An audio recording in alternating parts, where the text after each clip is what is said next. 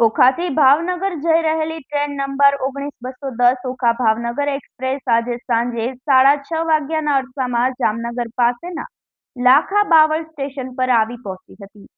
ત્યારે ટ્રેન ચાલકના ધ્યાને આવ્યું કે ટ્રેન જે પાટા પર ચાલી રહેલી છે તે પાટો તો તૂટી ગયેલો છે।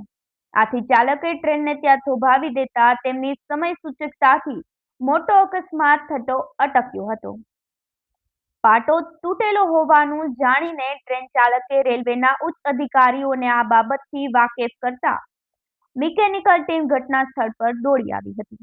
પાટા રિપેરિંગની કામગીરી હાથ ધરીને પાટો સાંધવા માટે લોખંડની પ્લેટ મૂકી અને લાકડાનો ટેકો આપીને પાટો મજબૂત કરવામાં આવ્યો હતો।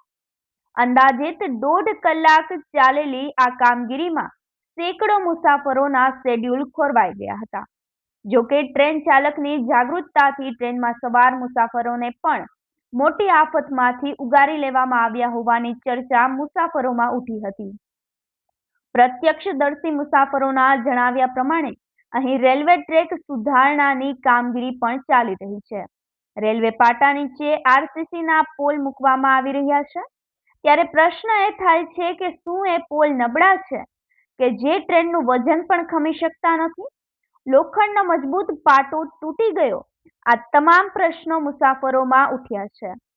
જોકે તે તમામ બાબત રેલવે પ્રશાસનના તપાસની છે।